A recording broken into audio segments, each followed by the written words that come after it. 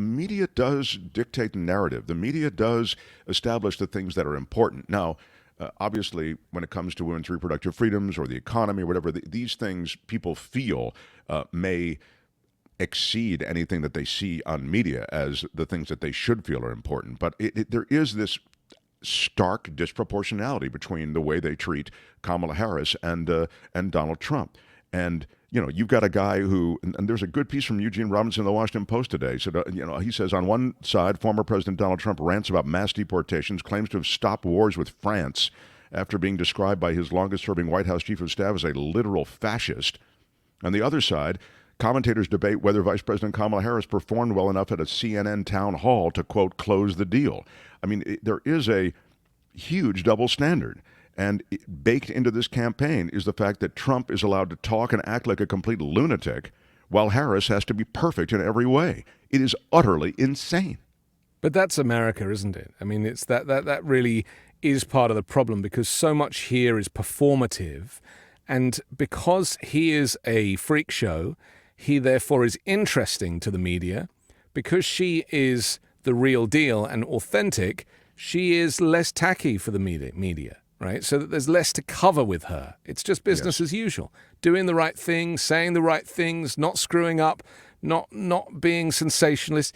He is a sensational character. It's like this is the reason why people watch shows on TV that make them feel a bit like that is what you get from Trump. It gives you a visceral reaction, and a lot of people are very addicted to that. It's like, I don't understand why people love horror movies or roller coasters, but some people need the adrenaline rush. They're probably the people voting for Donald Trump. I would prefer politics to remain boring and administrative and just, supporting the most important parts of society, which is trying to create a level of equality so that people do not need to sleep on the streets and that people can afford food from the grocery store. Simple things. Trump would never talk about that stuff. He's never wanted for anything. He was born with a gold toilet in his mouth. So, he is the wrong person to represent the average American, because he is anything but. He is, I think you aptly described it in that way. He is the sort of the shiny object for the media, and that's why he's covered the way he is. But boy, that gives him a huge pass, and it may be such a huge pass that people blow past the warnings from Milley, from Kelly. I mean, these are these are Marine Corps guys, Jim Mattis, Mark Esper. These are people who have warned about his performance in office. Okay, they're talking about when he was president. He was erratic and a threat to the republic. They speak of this in stark terms. These are people who are loath to come out and take a political position. The generals, military, most particularly. But there are a bunch of civilians that are alongside of them who worked in the Trump administration and who share those warnings and fears. And yet, as you suggest, again, the shiny object is Trump. He's like a show, and people even show up to his rallies because they want the show. They're not interested in policy. He's not queried on policy by media the way Kamala Harris is. He's not even examined on policy the way Kamala Harris is.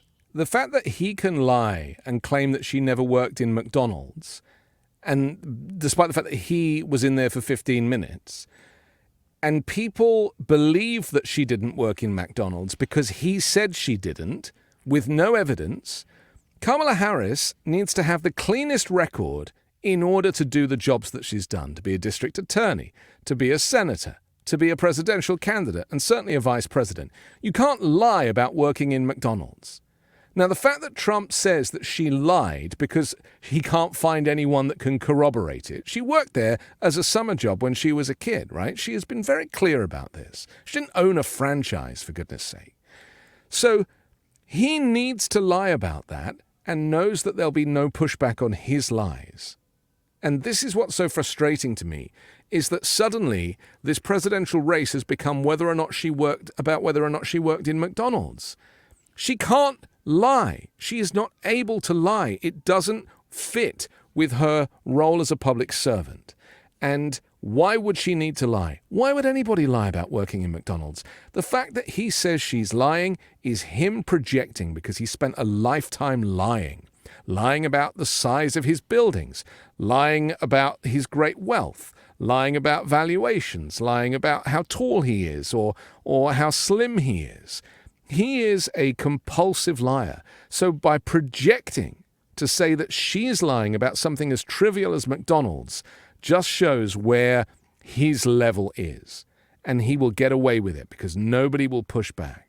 And speaking of pushback, there was a rare moment on right-wing media, which is the strongest instrument, I'd suggest, of propaganda is the Fox News channel. I mean, they're the number one watched news channel. Yeah. And they do hit part of the electorate that does vote. So I think it's a mistake to dismiss them in any way. And so there was a moment on the Hannity show, and we've got the clip, during which Hannity is kind of doing his number where he builds up Trump. And Hannity, I'll remind everybody, was effectively a White House employee. I mean, he was maybe the closest advisor to Trump. They spoke daily, and Hannity advised Trump on policy and then went on Fox News Channel during the Trump presidency and made all of these sweeping statements about how various Trump policies were great successes. This is Hannity with Stephen A. Smith last night. Take a look. But here's my question for you. You did call her out early, and you said she's making a mistake not doing interviews. Now, she does these interviews, and I argue to you that the reason she's struggling and she's like tied up in a pretzel because she can't express what she has stated publicly, that she wants the Green New Deal, the elimination of the filibuster. She can't say she wants to eliminate private health insurance, as she has said in the past. She's not going to run on what she has stated in the past to decriminalize the illegal immigration, free food, housing, healthcare, education, sex change operations, and a path to citizenship, or banning fracking, banning offshore drilling. So she has to give us word salads because she won't tell us how she really feels. She's hiding her true beliefs. Well, Donald Trump doesn't do that. Well, first of all, that's a very long question. Let's get to it. Number one, you talk about what she's doing. Bottom line is this: as vice president of the United States, it wasn't her job to lead. She has to go along with the program. You are a support base. You support the person that is in charge, who happened to be Joe Biden. That's number one. Number two, I know you're not talking about somebody being lucid and cogent and enunciating their thoughts with clarity, and you're bragging about Donald Trump. We can't be watching the same stuff if that's what you're doing. You ain't going to do that today. You know now, what? Lindsey Graham, hold it. Now, Senator Lindsey Graham is about to come on this show. Let me tell you now, something. that man can articulate himself very well. Not Donald Trump now. I have sat with him for hour after hour after hour, topic after topic after topic, and he is so dialed in. Really? Look, it's funny. People try. This is like the latest argument. And meanwhile, your friends in the Democratic Party, they ignored the obvious, significant, deep cognitive decline of the president for over 4 years. I said it before the 2020 election. Kamala to this day say, Joe was really cognitively alert. You know that's a crock. I know that's a crock. What is she supposed to say, Sean? Knows it's a crock. Not Donald Trump. Sean, what is it? Hold on. What is she supposed to say? She's supposed to sit up there and say, you know what, my president, my boss. Truth. I mean, there was cognitive decline there. No, you're not. No, you don't do that. Show? You don't dime out your boss. You don't. Listen, I do tell the truth on my show, but guess what? So I said I do. What I said, however, is that I'm not going to dime out my boss if that's my boss. Go ahead. Whoa, hang on a second. You know what? I have never watched you hold back. You say what you mean. You mean what you say. That's my point. She is. But she knew he was a cognitive mess, and now she's lying. Oh no, I never noticed it. It's a crock. Sean, it's a lie. Because Sean, what Just you're trying admit to it's a lie. Listen, I personally, listen, a year earlier, I was saying there's slippage, there's something that ain't there. He ain't going to make it to the election. Y'all better get with the program, do something about it. I was on the record about Joe Biden, but I'm not a part of the Biden administration. And if I was a part of the Biden administration, I wouldn't have told you that. That's number one. Number two, she's the candidate now. You got to run against her. Are you going to beat her, Sean? Are you going to beat her? Are you going to beat her? It's straight up. It's straight up. The American people. Are you as confident as you were months ago? The biggest choice election in a lifetime. I see some slippage on his part. Stephen A., let me tell you something. Yes. She lied when she said the inflation's transitory. They lied repeatedly, and she said, "Oh no, the border's secure. The border's secure." Now, all of a sudden, are you sure you want to make the case about somebody lying in favor of Trump? She never changed her positions on. She never changed her position on the Green New Deal, on sex change operations, open borders, amnesty, until she became a candidate. You know what that means? She is a typical politician that just will say whatever needs to be said to win an election. You get the last word because I like you so much. Can I retort? Let me retort. Fair enough. Okay. You didn't even bring up fracking. You didn't even bring up the border. That's absolutely a valid point on your part. What she's doing now is saying, excuse me, I'm open to compromise. I'm willing to work across the aisle. I'm willing to listen and make things happen. Now, you have a lot of people who are going to vote for Trump, and they absolutely positively believe he will change Washington. The question is, will it be for better or will it be for worse? The cesspool that we look at as the nation's capital, if you got him back in office and he's on a revenge tour and he's not focused on doing what it takes to lead the country, where will that lead the country? You're not bringing that part up. So again, we might not like something on the left. We might not like something on the right. These are the two candidates that we've got to work with. And when you bring up issues in terms of character or in terms of being truthful or whatever, let me tell you something right now. Right. You can bring a whole bunch of Republicans and I'll be cool with it. You can't bring up Trump to make a case against somebody else using those arguments. You can't do that. Look, you know what? I think he taps out after that. I thought that the notion somehow that you're talking about Kamala Harris lying, or you're looking at Kamala Harris as having changed her position, or I mean, and you're holding up Trump, who has no virtues in the area of and plays only to the room. He'll tell every room exactly what they want to hear. I mean, there's a cognitive dissonance here that's insanity. You know, Anthony Davis? I mean, the point I would make is, who is Sean Hannity? Like, why does anybody care about that guy? He's just a professional propagandist. He's not a newscaster. Right. He's not a journalist. But he's a powerful guy. He has a lot of followers. Well, I think he's a leader. He's a media leader. He's a tastemaker, if you want to think of it that way. I think if you want to think of him as a tastemaker and a media leader, then fine. But we really need to stop putting him on a pedestal. He is the lowest of the low because he's a gaslighter. He's not an intelligent person. He's not an eloquent person. He is a very, he's a really bad person. It's very clear he's a really bad person. And so to give him airtime, it's frustrating because nothing he said there was true. Nothing he said was true.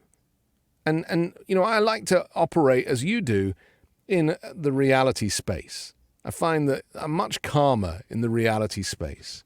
And, people like Hannity have been trying for years to rile everybody up and make people think that immigrants are coming and bringing drugs and raping you. I mean, I'm an immigrant. I have no drugs and I'm, with respect, you're not my type.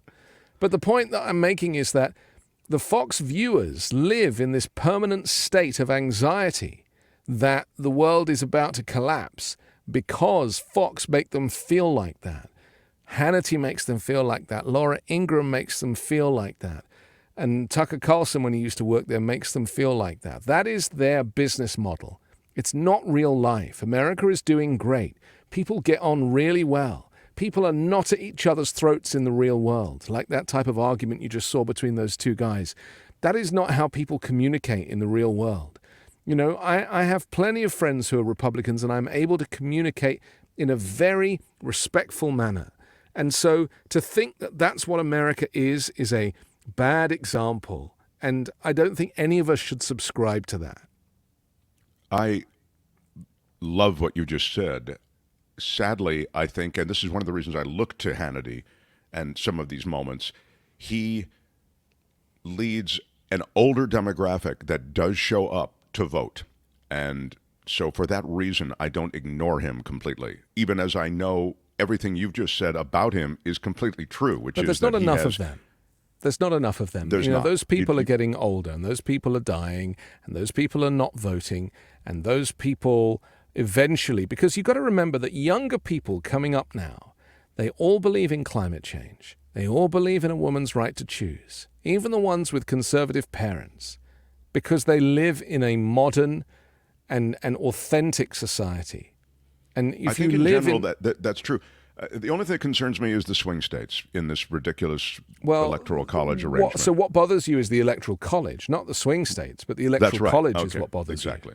Because that is the system at which we are having to play in order to try and win the election.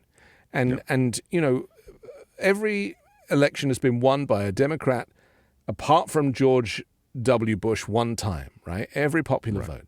And that suggests to me that America is a thoughtful, integrated, diverse, forward-thinking, progressive, need I say, liberal country. Despite the guns and the Second Amendment and all the free speech absolutists and Elon Musk, despite all that noise, but the Electoral College doesn't reflect that, Anthony Davis. No, of course. That's why. It doesn't reflect the America that you just described. No. And so that is why there needs to be reform. I mean, he was complaining about her wanting to dump the filibuster. That should be the first of the things.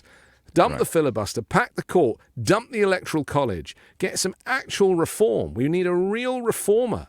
You need Congress to do those things, the first few things that you mentioned, although the Electoral College you could do. There's, as you know, there's the Electoral College Compact thing, which is gaining momentum. I think it has 20 states already on board. So it's a process for sure. We're so late. I love that you take time out of your massively successful world to come spend time here. And, you know, we want you anytime. So please check Anthony Davis out on the Midas Touch Network.